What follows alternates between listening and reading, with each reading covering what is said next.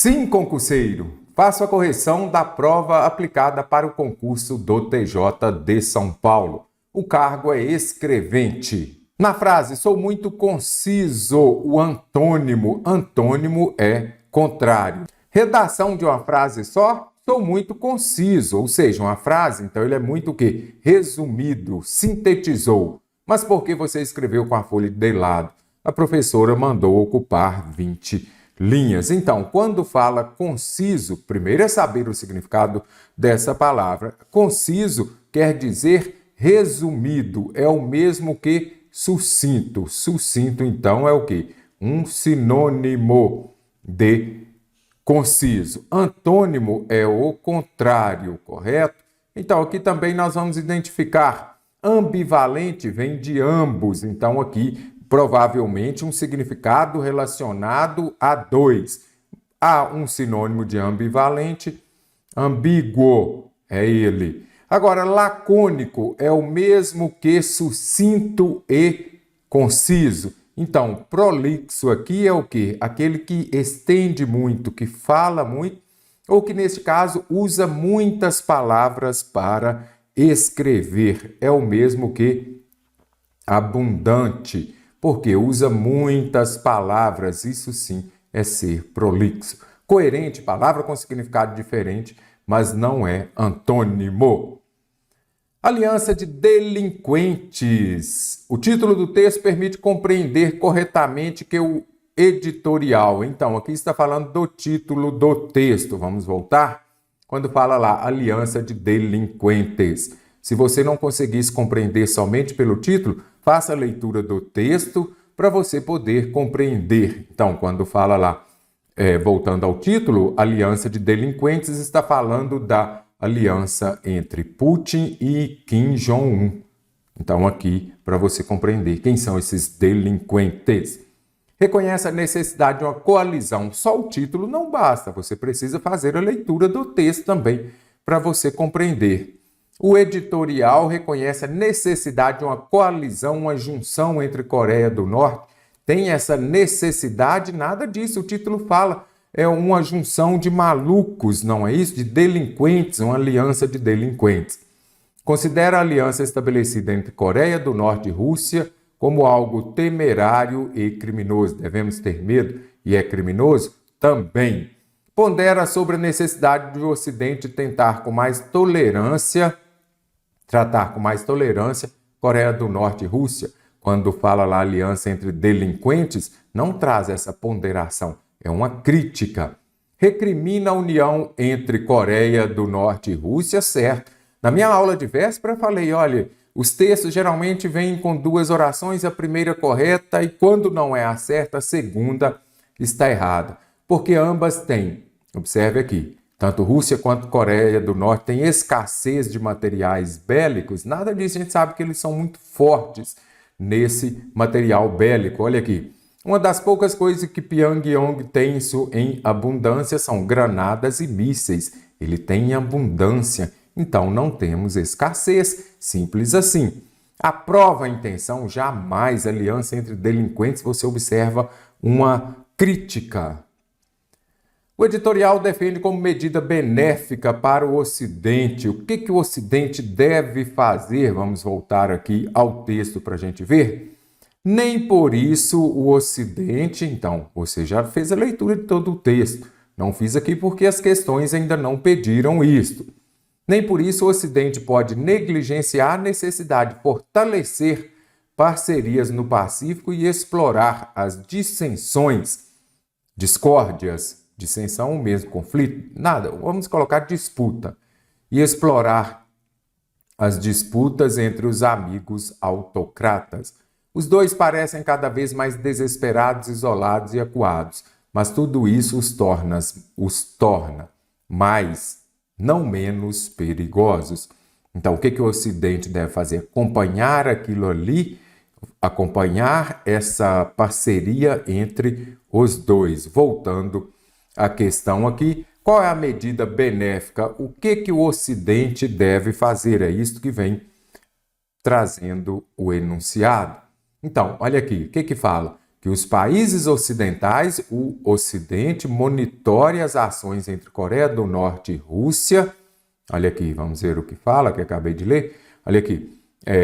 Nem por isso o Ocidente pode negligenciar a necessidade de fortalecer parcerias no Pacífico e explorar as dissensões. Então, deve estar acompanhando, deve estar monitorando. Sim, e não menosprezem as ameaças que essas nações representam. Observe só o que fala aqui. Não menospreze isso. Então, quando fala aqui no final, olha aqui, parecem cada vez. Mas tudo isso os torna mais, não menos perigosos, ou seja, eles são mais ainda perigosos. Então, vamos monitorar e não podemos menosprezar, como fala aqui. Então, ele defende como medida benéfica para o Ocidente, a Coreia do Norte tire proveito da transferência? Nada disso. Ele fala que o Ocidente deve monitorar o que vem acontecendo e não menosprezar o poder bélico dessas nações. Ele defende e é benéfico para o Ocidente que a Rússia fortaleça a parceria com a Coreia do Norte? Pelo contrário, cada um para lá, né? O isolamento imposto à Rússia seja estendido à Coreia do Norte e à China? Nada disso também. O editorial defende como medida benéfica para o Ocidente. O que vai ser bom para o Ocidente? Que a China e a Coreia do Sul sejam capazes de empreender uma guerra contra a Coreia. Guerra independente de quem contra quem nunca vai ser benéfica. Não será benéfica. Então, aqui você já consegue eliminar muitas alternativas só mesmo pelo que vem escrito nelas, como aparece aqui, você vê. Isso daqui o editorial não vai defender. Isso não é benéfico. Então, aqui vem falando benéfico para o Ocidente. Quando fala lá uma guerra contra a Coreia do Sul é benéfico? Não. Considere as passagens do texto um arremedo de legitimidade. O que será arremedo? Uma palavra não muito utilizada no dia a dia. Seria o quê? Uma imitação, uma cópia, um arremedo de legitimidade para o tirano mais isolado do mundo. Mas tudo isso os torna mais, não menos perigosos. As passagens permitem, correta e respectivamente, as seguintes interpretações. O governo norte-coreano é legítimo por ser tirano? Então vamos voltar aqui, só para a gente achar a passagem. Observe aqui quando está falando arremedo. Após a vitória do ditador Kim Jong-un, após a visita do ditador Kim Jong-un à Rússia em 2023, Vladimir Putin retribuiu a gentileza e viajou pela primeira vez em 24 anos à Coreia do Norte. Os frutos imediatos são mais munição para Moscou em troca de um arremedo de legitimidade para o tirano mais isolado do mundo. Então fala lá, olha, um arremedo de legitimidade. Quando fala arremedo de legitimidade aqui, seria dar mais legitimidade para o tirano mais isolado do mundo. Se ele precisa dar mais legitimidade para o tirano mais isolado do mundo, vai dizer o quê? Que ele carece de legitimidade. Então, quando fala um arremedo de legitimidade, ele está dando legitimidade. Por quê? Nós compreendemos que o governo norte-coreano ele não tem essa legitimidade. Nós compreendemos que ele vai o quê? Necessitar, ele vai carecer de legitimidade, como fala aqui na alternativa C. O governo norte-coreano carece de legitimidade. Se o Vladimir Putin vai dar um arremedo de legitimidade, olha, vamos deixar transparecer essa legitimidade do governo norte-coreano. Se precisa fortalecer isso, mostrar isso, demonstrar isso mais, quer dizer que ele carece, que ele não tem. E a segunda passagem? Mas tudo isso os torna mais, não menos perigosos, quer dizer que eles são perigosos. Kim Jong-un e Vladimir Putin representam perigo, eles são perigosos, o que decorre em parte do isolamento e da perseguição que enfrentam, certinho, alternativa C, como você consegue observar aqui. O isolamento norte-coreano fortalece a legitimidade? Nada disso, eu já vi que carece, né? Aqui está falando que mina a legitimidade da Coreia do Norte. Não, está falando que Kim Jong-un ele carece de legitimidade. Por isso que o Putin foi lá e fez essa visita. Na passagem, mas, apesar das declarações de Putin sobre os laços históricos dos dois países e das juras de Kim por um relacionamento inquebrantável de companheiros de armas. As aspas, interessante, né? Na aula de véspera, falei com vocês, olha, vai ter vírgula aqui, trouxe aspas. Vamos ver lá, então, por que este trecho está entre aspas? Então, vamos ver aqui. Mas, apesar das declarações de Putin sobre os laços históricos dos dois países e das juras de Kim por um relacionamento, isso daqui é o quê? Ele reproduziu aqui fielmente, está em aspas, citação direta, reproduziu a fala de Kim Jong-un, como aparece aqui na alternativa A. No editorial, afirma-se que a parceria estratégica entre Coreia do Norte e Rússia contém detalhes desconhecidos. Essa ideia é ratificada. Ratificar é validar, ela é reforçar, ela é reforçada pela seguinte... Reforçar. Vamos corrigir aqui. Reforçar. Qual passagem do texto reforça, valida, ratifica que essa parceria estratégica entre Coreia do Norte e Rússia contém detalhes desconhecidos. Moscou expandiu as exportações de combustíveis e alimentos à Coreia do Norte. Nada aqui está falando que contém detalhes obscuros, não é isso? A China interessa o prolongamento da guerra na Europa, mas não sua escalada. Cadê o trecho, detalhe desconhecido? Putin retribuiu a gentileza e viajou pela primeira vez em 24 anos à Coreia do Norte. Também não. O risco maior e mais opaco. Ah, o vidro estava opaco. Ali era um ambiente opaco. Ali era um ambiente obscuro.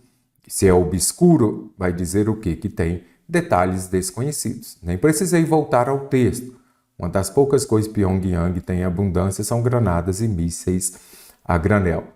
Não voltei ao texto, como você viu, que pelo enunciado de cada alternativa a gente conseguiu identificar esses detalhes desconhecidos, sombrios, obscuros, opacos. Está empregado em sentido figurado. Na aula de véspera também falei caro concursando, sentido figurado, mesmo que sentido conotativo. Você vai dar um novo significado às palavras. Aí você já vai ler, não volte ao texto, leia para você compreender. Olha, eu acho que isso daqui é um sentido figurado. Visita do ditador, sentido próprio, nem volta ao texto. O ditador foi visitar. Quando você vai ao encontro de alguém, você vai visitar. Granadas e mísseis. O que é uma granada? É um artefato bélico. Artefato bélico, falando de guerra e o regime militar. Então, aqui, sentido figurado, laços históricos. Vamos voltar aqui. Mas, apesar das declarações de Putin sobre os laços históricos, aqui é o quê? São os elos entre os dois países. Mas, quando você vai à essência da palavra laço, laço não é aquela corda que o peão usa para laçar o boi, por exemplo. Ali eu já vi que é um nó corredio, então ali é o sentido próprio. Quando eu falo, eu tenho um laço com alguém, eu não estou amarrado ali. Ali é o mesmo que ter um elo, não é isso? Olha aqui. Então, seriam os elos que eles teriam sentido o quê? Figurado. Precisa voltar ao texto? Não, porque você otimiza o seu tempo e vai para a próxima questão. A coesão e sentido das frases, vamos ver aqui. Mantém-se correta e respectivamente com as reescritas. Quer dizer, como eu posso reescrever esta frase? Os dois anunciaram a parceria estratégica ampla, cujos detalhes são desconhecidos. A outra frase, que ademais serve a Putin como laboratório. Ademais, ele traz uma ideia de adição, além de. Então, vou começar pela segunda. Aqui nós temos este pronome cujos. Então, olha aqui. Que apesar disso, nada disso, apesar de alguma coisa, não traz ideia de adição, que, por certo, servem a Putin como laboratório. Ideia de adição? Também não. Os dois, vamos aqui, que, além disso, servem a Putin como laboratório. Olha aqui, ademais, além disso, nas redações que você faz, você consegue identificar com facilidade essa ideia de adição. Os dois anunciaram uma parceria estratégica ampla. Quais os seus detalhes? Vamos à primeira parte, então. Os dois anunciaram uma parceria estratégica ampla, cujos detalhes, os detalhes de quem? Da parceria estratégica ampla. Então, aqui você já consegue identificar essa ideia de posse. Os dois anunciaram uma parceria estratégica ampla. Quais os resultados? Não. Cujos resultados. Então, descarto. Anunciaram uma parceria estratégica ampla, de cujos os detalhes? Nada disso. Eu vi ali que cujos. Olha aqui. Os dois anunciaram uma parceria estratégica ampla, da qual os detalhes são desconhecidos. Olha aqui, os detalhes de quem?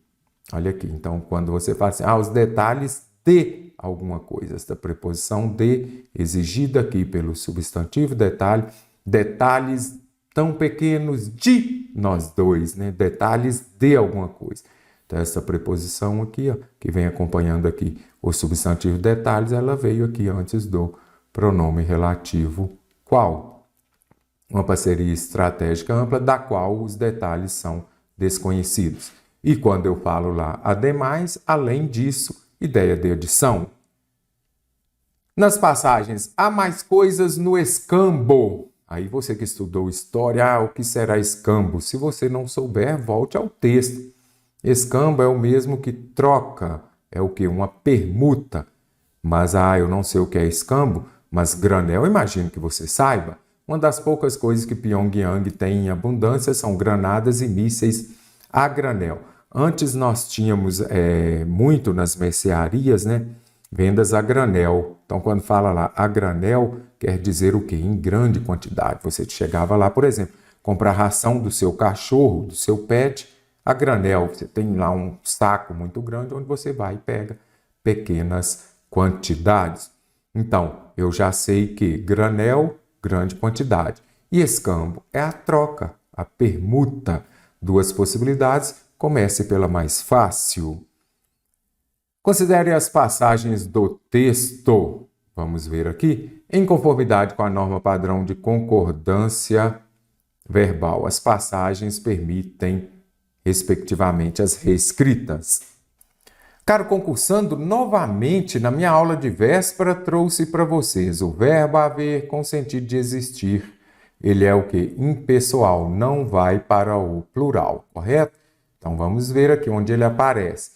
Devem haver, olha aqui, eu ainda falo com vocês, se o verbo principal é impessoal, o seu auxiliar também será. Então, aqui está errado, o correto seria deve haver. Deve existir, já o verbo existir vai ser flexionado normalmente. Limites existem, então existem limites. Então, aqui, é lógico que os dois não vão para o plural. Não vou falar devem existirem, eu vou falar o quê? Devem existir. Se o verbo principal é impessoal, o seu auxiliar será. Se o verbo principal vai ser flexionado, o seu auxiliar será. Então, o correto seria devem existir. Limites existem, existem limites. Há limites, hão de haver limites, nada disso. Existem limites para a profundidade dessa parceria. Interessa à China o prolongamento. Então, interessa à China o prolongamento. O prolongamento da guerra interessa. Então, neste caso aqui, você observa. O que fala a regra de concordância? Inclusive, na minha aula de véspera, não tenho certeza, mas acho que trouxe uma questão que era exatamente dessa forma. Eu tinha o verbo antes do sujeito composto. Ainda falei com vocês. Quando o verbo vem antes do sujeito composto, ele pode concordar com o mais próximo, o prolongamento da guerra interessa, ou ele pode ir para o plural concordando com o sujeito composto. O prolongamento da guerra e a sustentação do regime interessam. Então, a alternativa C está correta.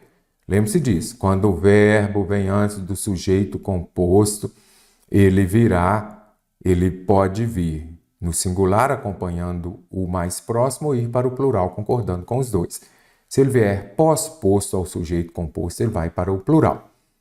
Então, o prolongamento da guerra na Europa e a sustentação do regime interessa nada disso. Olha aqui, aqui eu tenho o quê? Sujeito composto. Com sujeito composto, quando o verbo vem pós-posto ao sujeito composto, ele precisa estar no plural. Então, aqui está errado. Minha aula de véspera foi show, assim como minhas aulas no meu curso de português da VUNESP. Liberdade adiada. A história narrada apresenta a personagem em uma situação. Então, aqui nós temos, olha aqui, liberdade adiada. O título já é bem sugestivo. Ela adiou a sua liberdade. Então, faça a leitura do texto, pare o vídeo. E aqui nós temos o texto da Dina Salúcio. Mornas eram as noites. Então, esta personagem, ela estava em uma situação de quê? É o que a gente vai ver. Extrema tensão existencial provocada pelos sofrimentos da vida difícil que levava. Sentia-se cansada, olha aqui, estava cansada, era uma vida difícil. A barriga, as pernas, a cabeça, o corpo todo era um enorme peso que lhe caía irremediavelmente em cima. Esperava que a qualquer momento o coração lhe perfurasse o peito, lhe rasgasse a blusa. Como seria o coração? Teria mesmo aquela forma bonita dos postais coloridos? Será que as dores deformam os corações? Observe aqui, com o fundo de madeira que tivera que mandar colocar, ficou mais pesada. Isso falando da lata que ela carregava água. Mas não eram daí os seus tormentos. Ela estava cansada, triste, atormentada. Então quer dizer o quê? Que ela estava numa extrema tensão existencial. Ela tinha uma vida sofrida, ela levava uma vida cheia de sofrimentos. Observe aqui, quando fala no título Liberdade Adiada, que ela pensou em se libertar daquela vida sofrida. À borda do barranco, com a lata de água à cabeça e a saia batida pelo vento, pensou nos filhos e levou as mãos ao peito. O que tinha a ver os filhos com o coração? Os filhos, como ela os amava. Nosso Senhor apressou-se a ir ao encontro deles. O mais novito devia estar a chamar por ela. Correu deixando o barranco e o sonho da liberdade para trás. Por isso foi uma liberdade adiada. Era uma extrema tensão existencial. Olha, eu mudo de vida, deixo todo esse sofrimento, mas no final ela preferiu ficar com os filhos. Irritação, incontrolável tristeza e desesperança, fruto da saudade dos caminhos já trilhados, nada disso. Era uma vida difícil. Melancolia e reflexão sobre os filhos que cresciam e logo seriam independentes. Fala dos filhos? Fala, mas ela não sofria, não era por isso. Pleno equilíbrio emocional, nada disso. Olha aqui, marquei para vocês tormento, sofrimento. Ela estava cansada, ela teve uma liberdade adiada. Pela passagem, pensou em atirar a lata de água ao chão, esparramar-se no líquido, encharcar-se, fazer-se lama. É correto afirmar que a personagem o quê? Então vamos ver aqui. Teria mesmo aquela forma bonita dos postais coloridos? Será que as dores deformam os corações? Pensou em atirar a lata de água ao chão, esparramar-se no líquido, encharcar-se, fazer-se lama, confundir-se com aqueles caminhos que durante anos e mais anos lhes comiam as solas dos pés. Lhe queimavam as veias, lhe roubavam as forças. Imaginou os filhos que a aguardavam e já deviam estar acordados. Os filhos que ela odiava. Não voltaria para casa. Então, esta passagem aqui, ela traz a ideia, ela demonstra que a personagem o quê? Está fraca para carregar latas cheias de água? Não. Então, quando ela queria jogar a lata ao chão, era justamente para ter essa liberdade. Vou retirar essa tristeza, esse cansaço, esse peso, esse sofrimento da minha cabeça. Que a personagem evita os caminhos que ladeiam o barranco? Não. Precisa molhar-se para suportar o calor? Não. Ela deseja fugir da realidade que tanto a oprime. Olha aqui, essa lata d'água na cabeça, então ela queria retirar aquilo. Era simbólico, vou retirar isso daqui para mudar de vida. Ela queria ter uma liberdade. Quer saber exatamente como funciona o coração?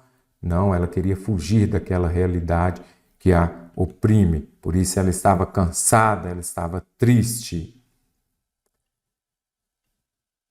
O parágrafo final do texto permite concluir que a personagem optou por quê? Olha lá, ela pensou dos filhos, meu Deus, e os filhos? O mais novo devia estar a chamar por ela.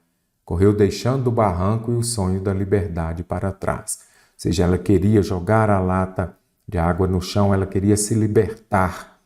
Mas quando se lembrou do filho, o que quer dizer que ocorreu? Ela aceitar o convite feito pelo barranco? Não. Se espalhar na lama contida no barranco? Ignorar o chamado do filho mais novo? Não. O último parágrafo mostra justamente ela o quê? Se manter na companhia dos filhos, como aparece aqui. Buscar novos desafios? Não, olha lá. O mais novo deve estar a chamar por ela. Correu deixando o barranco e o sonho de liberdade para trás. Vou ficar com os meus filhos, ela queria se manter na companhia dos filhos. Na passagem, com o fundo de madeira que tivera que mandar colocar, ficou mais pesada, mas não eram daí os seus tormentos. Sentido expresso pela preposição com, pela conjunção, vou começar pelo mas. Observe. Com o fundo de madeira que tivera que mandar colocar, ficou mais pesada, mas não eram daí os seus tormentos. Mas, porém, contudo, no entanto, entretanto, todavia, vai trazer uma ideia de quê? Oposição, como aparece aqui. E agora, com o fundo de madeira que tivera que mandar colocar, primeiro ela colocou o fundo, depois a lata ficou mais pesada. Então, aquilo que ocorre primeiro é a causa e vai levar a uma consequência. Então, causa, oposição e o peso da lata. Olha ali, ficou mais pesada. Aqui está falando da lata. Se preciso for, volte ao texto. Mas não eram daí os seus tormentos. Não eram o quê? Da lata os seus tormentos. Então, era o quê? O peso da lata, alternativa B. A regência verbal e regência nominal, assunto bem extenso, mas aqui foi interessante que ela usou o verbo lembrar. Eu falo nas minhas aulas, quando aparecerem os verbos lembrar e esquecer, você não vai se esquecer do alfabeto. O que é alfabeto? Se tem o C, tem de ter o D. Então, observe aqui, aqui tem o D. Cadê o C? Não tem. Então, eu já descarto. Aqui tem o C e o D. Eu deixo. Aqui não tem o C e não tem o D. Então, vou apagar. Se não tem o C e não tem o D, eu posso deixar. Quer dizer assim, ó, ela lembrou-se de que tinha a lata, ou então ela lembrou que tinha a lata. Tem o C, tem que ter o D. Não tem o C, não tem o D. Ela lembrou-se, olha aqui, tem o C, cadê o D? Está errado. Aqui tem o C e tem o D, então é possível estar correta. Ela lembrou que tinha a lata, que preferia mais manter bem areada que nutrir a raiva, em certos momentos. Na verdade, ficava ansiosa para ver. Quem está ansioso por ver aquele objeto luzindo. Vocês devem estar falando, estou ansioso pelo gabarito, estou ansioso por passar no concurso, correto? Então, aqui a alternativa C, ela lembrou-se de que tem o C, tem o D, de que tinha a lata, que preferia manter bem areada a nutrir. Olha aqui, quem prefere uma coisa a outra. Então, na alternativa A, eu descarto também, olha aqui, preferia mais manter. Se tem preferir, caro concursando, nem precisa do mais. Isso aqui é a cara da FGV, que ela traz esses mínimos detalhes, né? Ela lembrou que tinha a lata, que preferia manter bem areada a nutrir a raiva. Olha a alternativa C, olha aqui, que preferia manter, cadê o mais? Quando você usar o preferir, já traz a ideia de preferência. Se você prefere português, é porque você gosta mais de português. Então, que preferia uma coisa a outra, nada de que, como aparece aqui. Ela lembrou-se de que tinha a lata que preferia manter bem areada. Olha aqui, quem prefere uma coisa a outra em nada do que, como aparece aqui. Considere as passagens. Imaginou os filhos que aguardavam e já deviam estar acordados. Colocação pronominal, de que você vai se lembrar? Falo sempre nas minhas aulas, no meu curso de português da VUNESP, ENES, 4Ps, observe aqui. São as palavras atrativas que levarão à ocorrência da próclise. Imaginou os filhos que aguardavam e já deviam estar acordados. Imaginou os filhos que a aguardavam, olha aqui, isso aqui é um P de Enéas 4Ps. Pronome relativo atrai o pronome oblíquo átomo para perto dele e ele virá antes do verbo, como aparece aqui. E já deviam estar acordados. Odiava, eu odio, ou eu odeio, né? Muita gente fala assim, eu odio você, eu ansio isso daqui, eu medio nada disso. Odeio, não é isso? Então, eu odeio a banca, eu odeio a prova. Então, aqui, para você compreender, eu odeio você. Então, é verbo transitivo direto. Se é verbo transitivo direto, eu vou usar o os mesmo aqui. Odiava-os. E aqui, eu trato alguém com verbo transitivo direto, eu também vou usar o a. Então, aqui a alternativa A está correta. Então, olha aqui. Caso de próclise, ênclise, ênclise. Eu odeio verbo transitivo direto, eu vou usar os. E tratava aqui também, verbo transitivo direto, eu vou usar a. Isso aqui é importante você se lembrar de quando tem um verbo transitivo direto, você usa como complemento o a e suas variações. Com verbo transitivo indireto, você vai usar lhe ou lhes.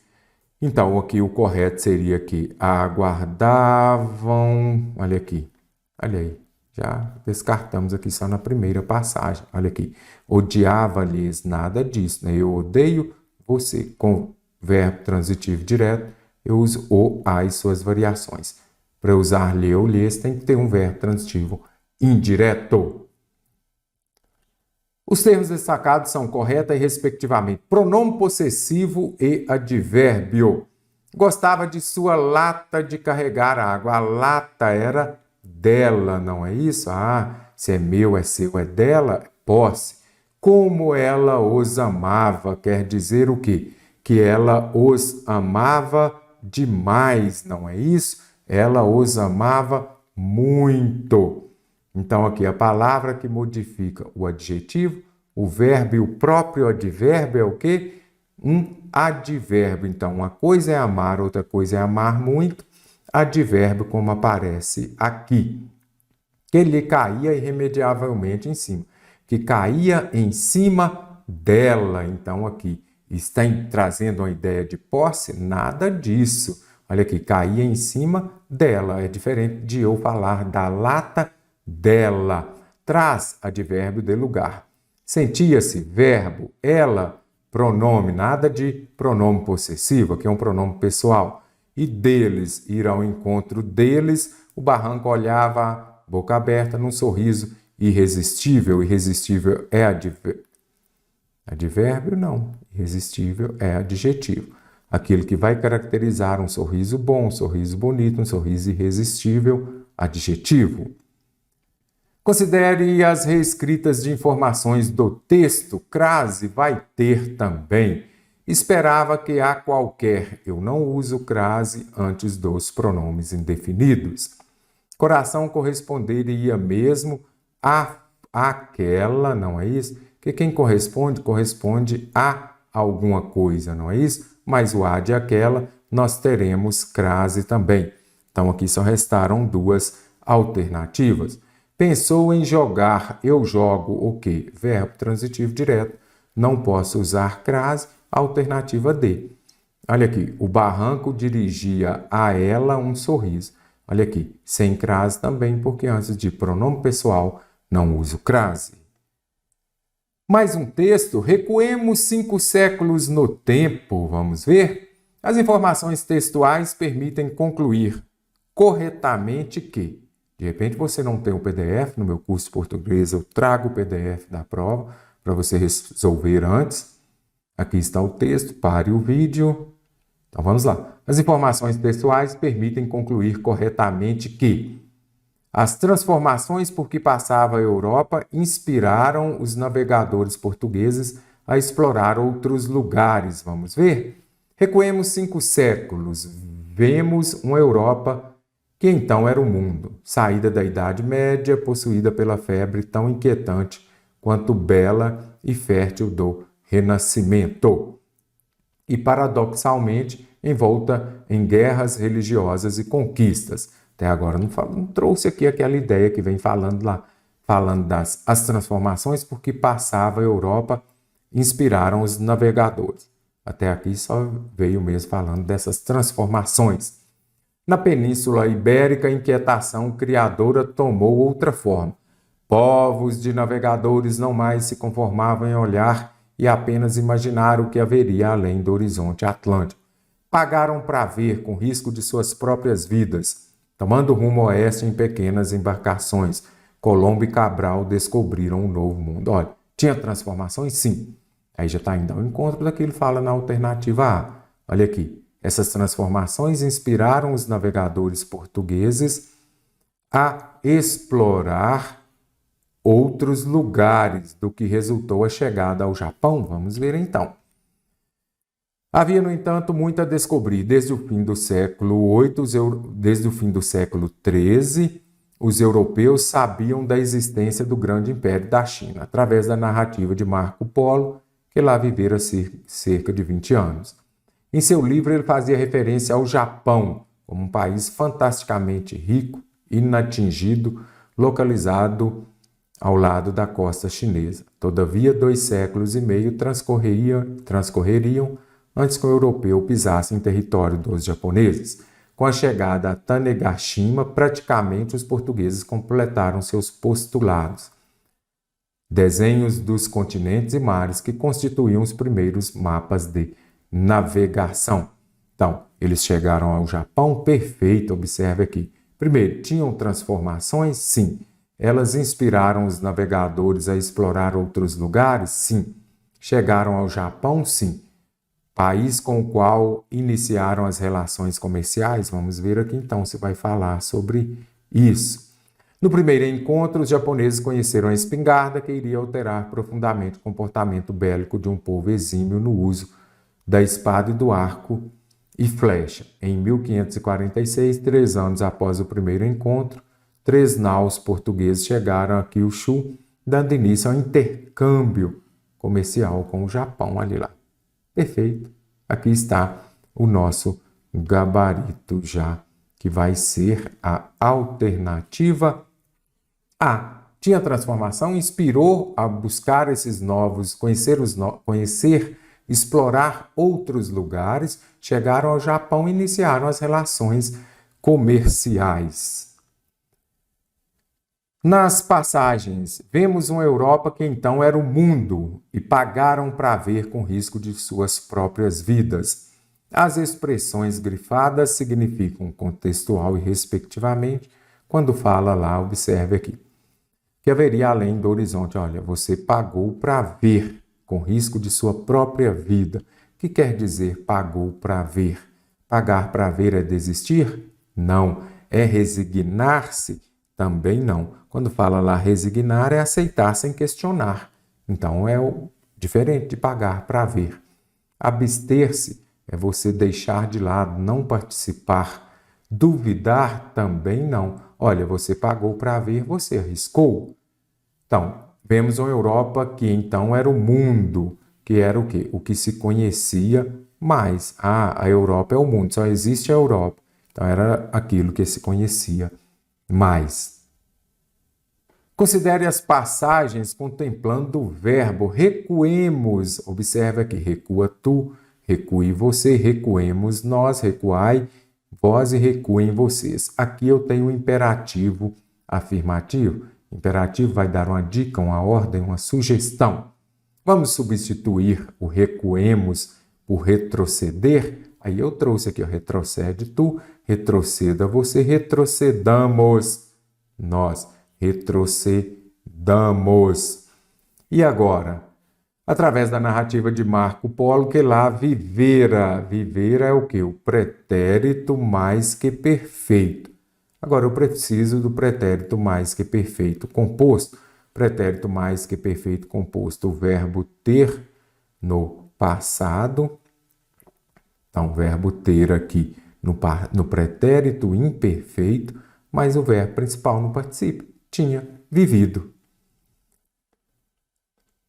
No texto, identifica-se uma relação de coesão e de sentido entre as seguintes expressões. Olha aqui a questão de coesão e sentido.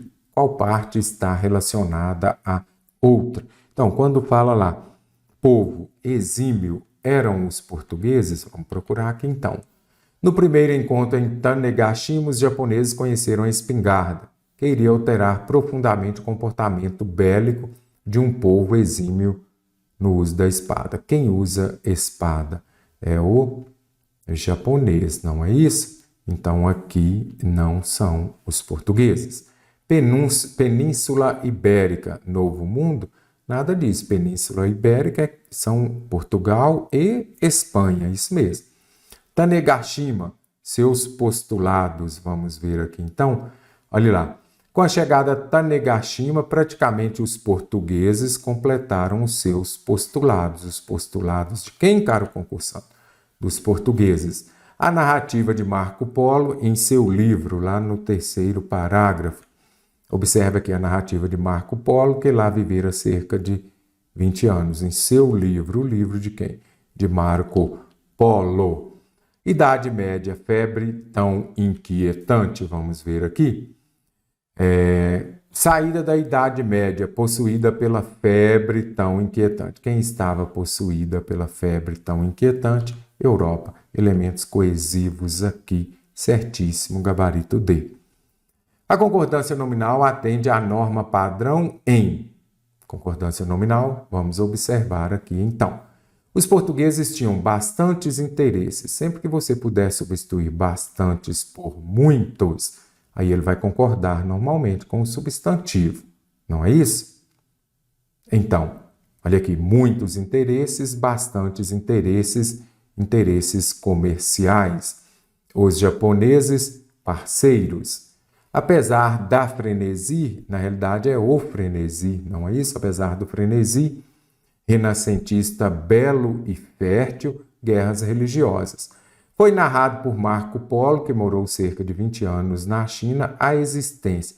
Eu falo com vocês nas minhas aulas no meu curso. O que foi narrado? Faça a pergunta com o verbo. A existência. Então, a existência foi narrada. Colombo e Cabral viram como necessário a busca. Olha aqui. O que é necessária? A busca. A busca necessário. O adjetivo concorda com o substantivo em gênero e número. A alternativa é um e outro país europeu. Considere as frases. Vou começar aqui para ver se tem crase ou não. Aqui. A relação cultural não é similar à estabelecida. Se é similar a alguma coisa. Aqui está subentendida, a VUNESP tem feito muito isso aqui. Está subentendida a palavra relação. Então, se é similar a alguma coisa. Então, vai ter crase, como aparece aqui. A única com crase aqui, letra C. Já gabaritamos a questão somente com crase. Luso-japonesa, sim. Portugal e Japão, luso-japonesa e sino-brasileira. Sino-brasileiro, sino é da China. Então, aqui a alternativa C, correta.